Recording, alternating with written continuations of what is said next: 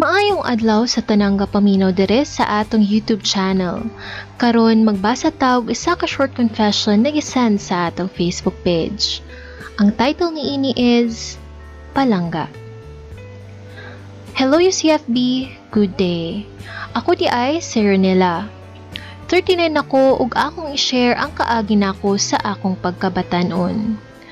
Please do hide my identity, admin. Thank you.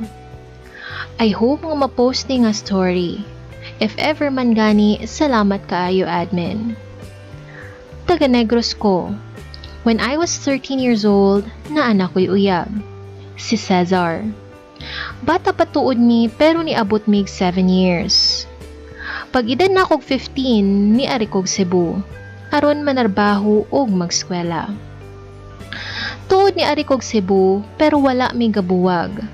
Gapadad anay ramig suwat tagabuwan. Ug nakatarbaho dayon ko pag abot na nako dire sa Cebu ug swerte kaayo ko kay gipaskwela ko sa akong amo. Nagdugay ko sa ilaha ug panarbaho kay nauyonon ko sa akong amo. Ilan akong gitrato like ilang anak. Sa dihang nagdebo ko, silang nigasto ug sa dihang nag-18th roses ko. Pero wala sa Cesar nga akong uyab. Okay ra nako kay problema man jud ang kwarta atong panahona. So sa pagdibon na nako, nay isa ka laki nga taas, puti, one length og buhok, taas kaayog ilong, gwapo jud siya. Siya si Teddy. Pila ka days nagkauyab mi, bisag uyab pa mi ni Cesar. Kapalo si Teddy nga uyab mi ni Cesar. After 2 years mi ni Teddy, niuli kong Negros. February 28, 2001, kay gimingaw na jud ko ni mama ug papa. Wala ko nakahumag eskwela, ug nagpakita si Cesar nako ug gastorya mi. Mamalay daw siya nako ug nisugot ko bisag sayo. Namalay siya nako after 4 days kuyog iyang pamilya. Daghan kaayog dalang pagkaon ug nana ang singsing ug ariyos ug naset na ang bulan sa among kasal. September. Mintras layo pa, nibalik ko og Cebu ug nakita mi ni Teddy kay namatay iyang lolo ug ako siyang gisultian nga magbuwag mi kay kaslunon ko sa Negros. Kabalo ko nga doble jud ang kasakit nga iyang mabati pero nakigbuwag jud ko ug iya ko gigakos pag-ayo ug perti niyang hilak kay di siya mosugot ug niingon siya nga, di ko masugot ga, okay ra nako magbuwag ta basta naalang ko'y liwat nimo, pwede nako mamatay. Kay marupok man ko, wala mi gabuwag, bisag engaged nako ni Cesar. Pagka May 5, 2001, nakuha akong pagkababae ni Teddy ug dali ra kaayo ko nabuntis. Pagka June, wala na ko giregla ug perti na nakong hilak kay buntis ko ug perting lipaya ni Teddy.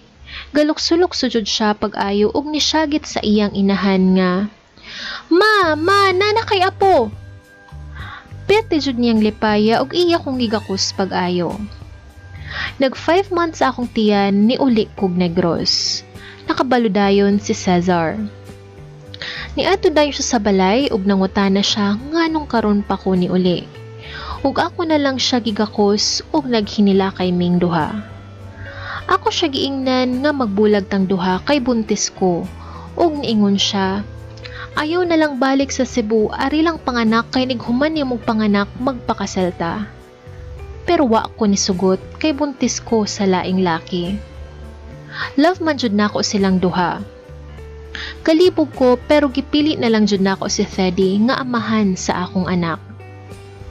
Pila ka adlaw gikuha ako ni Teddy. Niuli mi sa Talisay, Cebu. Giatiman ko niya pag-ayo. Pinangga kaayo ko niya, like iya ko liguon kay maglisod kog lihok tungod sa pagkadako sa akong tiyan. Timplahan ko niya gatas, buntag gabi ug nangita jud siya trabaho para naa siya ikabuhi namong duha sa iyang anak.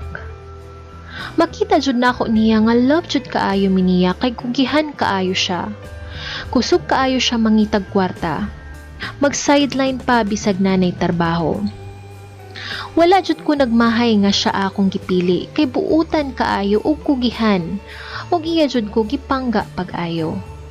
Pag Feb 18, birthday sa igsuon ni Teddy, pet tinamong lingaw-lingaw sa among mga barkada.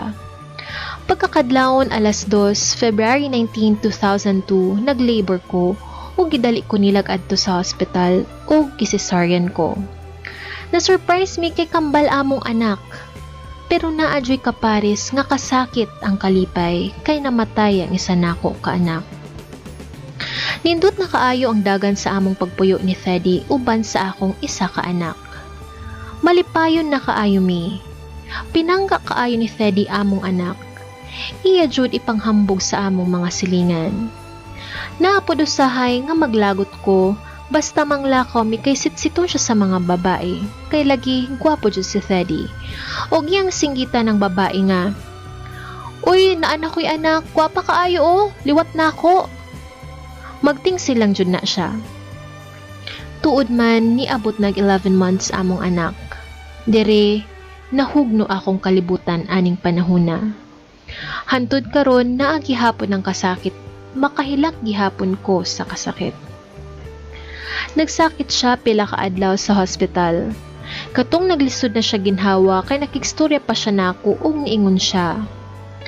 "Langga, ang pingi ug pangga atong anak ug ayaw pasagdi. Ug ikaw ayaw pasagdi sa imong kauligalingon." Ug gitawag niya iyang mama. "Ma, ayaw biya pasagdi akong pamilya." January 12, 2003, 3 a.m., nipahuway na ang akong palangga. Namatay na siya. Sakit kaayo, mura kog galutaw sa hangin. Naglibog ko kung unsaon nako pagbuhi sa akong anak. Kung mapadako ba ni nakog tarong. Sakit jud kaayo. Wa man lang siya kaabot na mag-birthday silang duha sa akong anak. Kay February 2 man iyang birthday ug February 19 sa akong anak. Naglisod jud ko maayo aning panahona. Kani bitawng naanad tas taw nga ana apermi sa atong kiliran. Unya kalitrag kawala. Bisag unsa kalisod aning panahona, naningkamot jud ko pag-ayo para sa akong anak. Ug karon 19 years old na ang among anak nga babae, nga first year college na. Criminology student sa UC ug proud jud ko kay napadako nako og tarong akong anak nga naay kahadlok sa Ginoo. To Teddy, palangga ug asa man kamo karon uban ni Inday, ayaw mipasagdi sa imong isa ka anak. Liwat baya kaayo nimo, pinangga kaayo ko. Palangga, ikaw ra jud ang laki nga akong palanggaon. We miss you so much. Diri na lang ko taman. Palangga.